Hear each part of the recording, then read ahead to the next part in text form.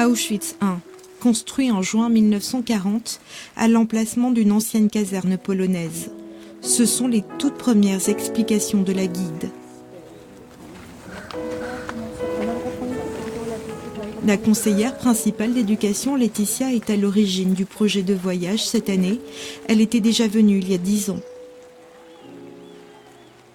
Ça m'a bouleversé pendant quelques mois, oui. J'y pensais et je me suis dit, arrivé un moment, est-ce qu'on va emmener les élèves, pourquoi? Et vu la conjoncture actuelle, on s'est dit c'était quand même une bonne chose pour nous de venir ici, pour que les élèves n'oublient pas, surtout ils sont au début de leur vie. Alors qu'oppose-t-on à l'oubli?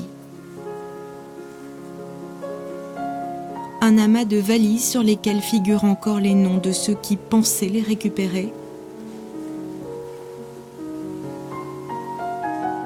Des objets personnels emportés en vue d'un long voyage.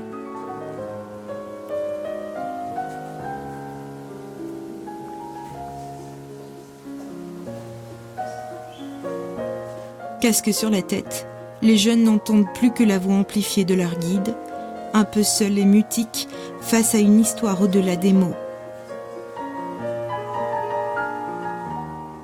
C'est énorme, il y a des bâtiments partout, il y a eu des morts partout. On a vu tout à l'heure les cheveux, les chaussures, les habits, c'est vraiment impressionnant, quoi.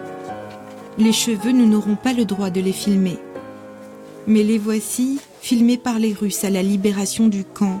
Ils servaient à fabriquer du tissu pour les manteaux d'hiver des SS.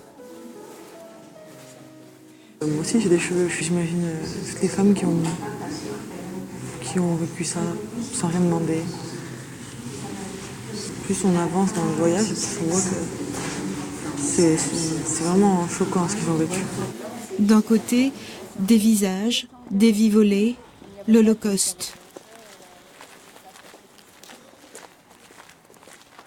De l'autre, des groupes à la file qui suivent leur guide au pas de course.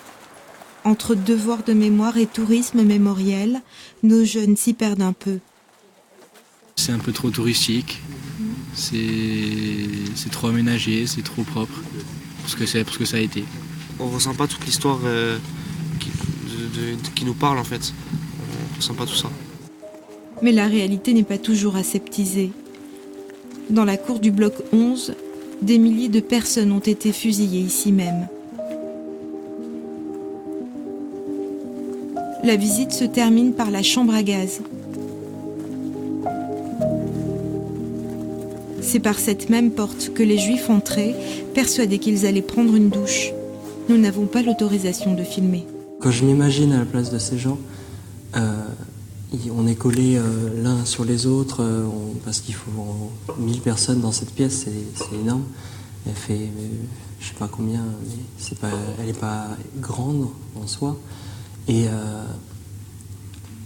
c'est ce côté étouffant en fait dans cette chambre à gaz. Et après, derrière, quand on sortait, il y avait les fours derrière. La salle des fours et ses murs noirs encore souillés par la fumée des cadavres. Fin de la visite. Plus tard, ce sera Birkenau.